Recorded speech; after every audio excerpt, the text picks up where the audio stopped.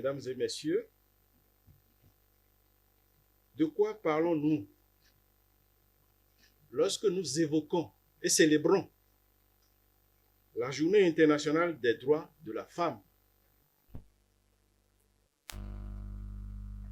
Relevons d'emblée que l'origine de cette journée est complexe et remonte au début du XXe siècle. En 1908, une grande manifestation eut lieu à New York, aux États-Unis d'Amérique, où 15 000 femmes environ réclamaient, notez bien, une réduction du temps de travail, une meilleure rémunération et le droit de vote. Un an plus tard, le 28 février 1909, le Parti socialiste américain organise la première journée nationale des femmes, célébrée chaque dernier dimanche de février jusqu'en 1913. Mais c'est à Copenhague, en 1910, qu'a été approuvée par la deuxième conférence internationale des femmes socialistes, où étaient présentes des délégués provenant de 17 pays, l'idée d'organiser une journée internationale pour promouvoir leur droit de vote.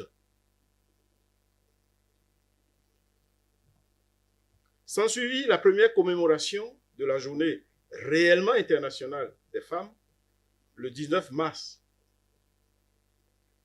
et non pas le 8 mars 1911, dans 4 États européens, à savoir l'Autriche, l'Allemagne, le Danemark et la Suisse. La date du 8 mars sera finalement retenue pour cette célébration en souvenir de la manifestation des femmes russes du 8 mars 1917 dans les rues de Petrograd, actuel Saint-Pétersbourg, pour exiger du pain et la paix, déclenchant ainsi la révolution russe. La Première Guerre mondiale battait alors son plein. Souvenez-vous bien.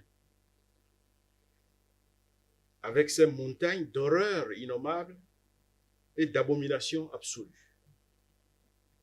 Mesdames et messieurs, tout cela se passait alors que nous étions, nous, les peuples coloniaux, officiellement considérés par les maîtres de l'histoire récente de l'espèce humaine, les gestionnaires outrecuidants de l'humanité augmentée et pure, comme des indigènes, des gueux, sans culture ni histoire, qui n'étaient naturellement pas conviés à ce combat, qui ne pouvaient d'aucune manière imaginable être le nôtre. Pourtant, au Bénin, nous sommes au pays de Tassirangbe et des Agodiers, d'une histoire impérissable. Sans en nier l'importance actuelle, il me semble que nous ne devrions jamais perdre de vue l'ascendance très chargée de la journée des droits de la femme. Notre réflexion ne devrait à aucun moment se mener sans bénéfice d'inventaire, dans le suivisme qui nous dispute permanemment face aux grands problèmes sociaux de notre monde d'aujourd'hui. Cette perspective doit toujours nous guider, quand de gré ou de force, nous avons à marcher avec les autres, mais avec une bonne conscience de notre avenir authentique, vertueux et gratifiant. Il doit en être ainsi, même comme en 1977, dans la suite de l'année 1975, année internationale de la femme, qui doit beaucoup au militantisme féministe, dont on pourrait beaucoup parler ici, si c'était le sujet. Les Nations Unies ont officiellement reconnu la Journée internationale des droits de la femme et que, depuis lors, le 8 mars est célébré dans le monde entier comme une journée de lutte pour l'égalité des sexes et les droits des femmes. Mesdames et messieurs, tout cela étant dit, il convient à présent de relever et de souligner que, de nos jours, les principaux enjeux de la Journée internationale des droits des femmes incluent plusieurs défis persistants et des objectifs à atteindre pour promouvoir l'égalité des sexes, à savoir notamment, premièrement, les inégalités systématiques les femmes continuent de faire face à des inégalités dans divers domaines, notamment le salaire, l'accès à l'éducation et aux soins de santé, ainsi qu'une sous-représentation dans les postes de leadership.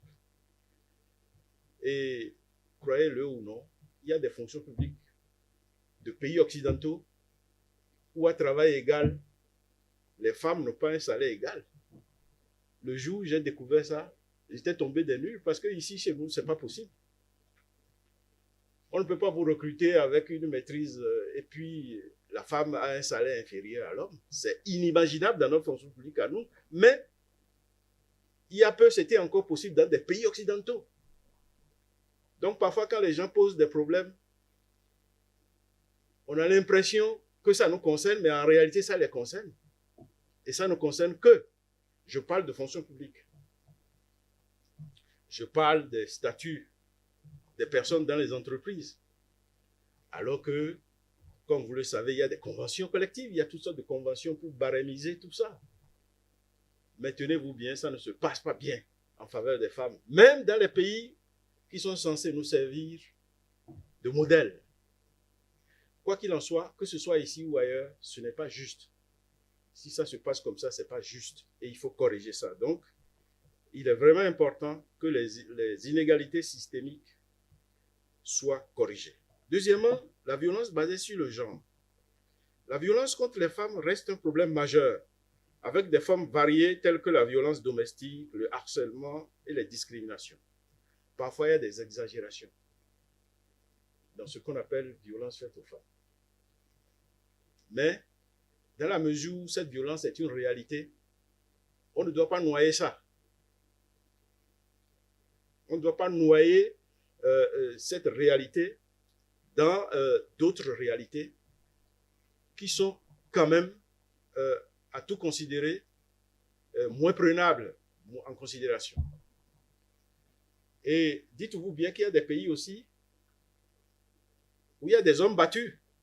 J'ai lu quelque part qu'en Israël, par exemple, les hommes sont souvent battus par leurs femmes. Hein, c'est un pays où tout le monde fait le service militaire. Hein. Donc la femme n'a rien à envier du point de vue de la formation physique à l'homme. Et j'ai lu, vous pouvez faire votre recherche sur Internet, hein, qu'il y a beaucoup de cas d'hommes battus.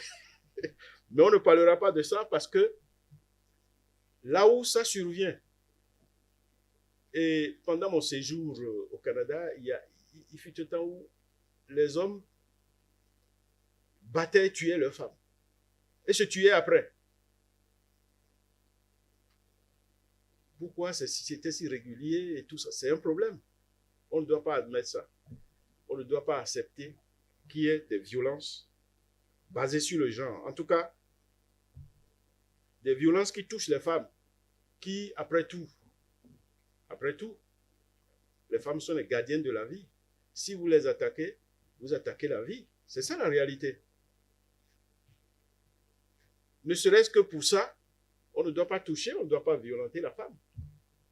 Passez votre chemin si vraiment vous n'avez pas autre chose à faire pour obtenir la paix. Voyez-vous, je parle à messieurs les participants pour dire, vous n'avez pas à frapper. Si ce n'est pas votre affaire, passez votre chemin. C'est beaucoup mieux. Quoi qu'il en soit, l'État ne peut pas rester les bras croisés face à cette réalité. Troisièmement, il y a l'empowerment économique. Et l'empowerment économique des femmes est menacé par des politiques inégales et des crises mondiales, ce qui affecte leur capacité à accéder à des opportunités économiques équitables. Face à ces défis, certaines actions s'imposent à chacun et à chacune en fonction des responsabilités qui nous incombent. S'inscrivent dans ce cadre, me semble-t-il, les 4 points suivants. L'autonomisation des jeunes femmes.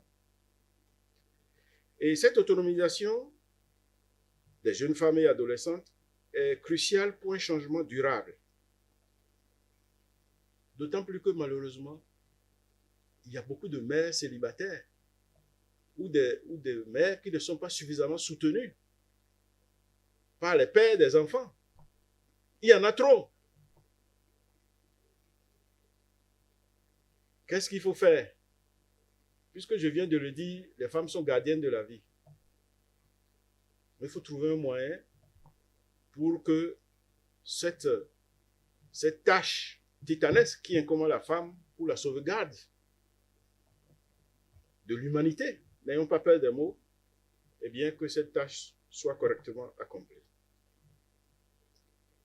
Mais n'oublions pas que la société est nécessairement binaire, pour nous en tout cas. Pour nous, il y a des sociétés où ce n'est plus binaire, mais ça fait leur affaire. Mais pour nous, nous ne devons pas oublier binaire, homme-femme. C'est ce que je veux dire.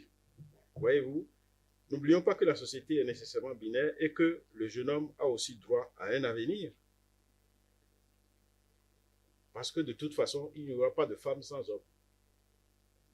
S'il n'y a plus de société non plus. Voyez-vous. Deuxièmement, il y a la promotion de l'égalité de genre ou des genres. Il est essentiel de poursuivre sans relâche la promotion de l'égalité. En éliminant les barrières systémiques dont j'ai parlé plus haut et en favorisant l'accès égal aux opportunités dans tous les domaines. Troisièmement, la sensibilisation et la formation. Des actions de sensibilisation et de formation sont nécessaires pour inclure l'égalité hommes-femmes dans les politiques internes des entreprises et des gouvernements, ainsi que dans les programmes éducatifs. Quatrièmement, la célébration conjointe de l'anniversaire de la déclaration de Beijing en cette année 2025, qui marque le 30e anniversaire de la déclaration du programme d'action de la capitale chinoise, un élément clé pour les droits des femmes et des filles. Pour maintenir la veille dans ce domaine, mesdames et messieurs, l'Organisation des Nations Unies fixe chaque année un thème précis, donnant lieu à de nombreux débats et actions. Le thème retenu pour 2025, comme cela vient d'être rappelé par Madame la secrétaire générale, eh bien, est pour toutes les femmes et les filles, droit, égalité et autonomisation. À la Cour constitutionnelle du Bénin, les droits humains en général, et particulièrement ceux de la femme et de la fille, dans une quête vigilante de l'égalité de tous et de toutes devant la loi, ne souffrent d'aucune entrave. Notre Constitution étant claire sur ce point, et nous sommes au service de la Constitution. À cet égard, les thèmes à développer au cours de la présente rencontre sont relatifs à l'égalité en matière de transfert de noms dans la famille et aux droits de la femme au travail. Je voudrais encourager chacun et chacune d'entre vous à participer activement aux réflexions qui vont ainsi s'engager pour contribuer au changement souhaité. Bonne fête, mesdames. Je vous remercie de votre attention.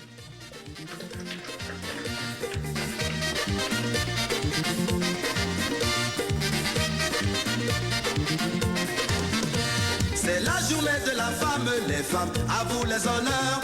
Vous êtes nos mères, nos épouses, aujourd'hui c'est le jour des fleurs. Vous êtes amour, charme et douce lumière, et celle du foyer.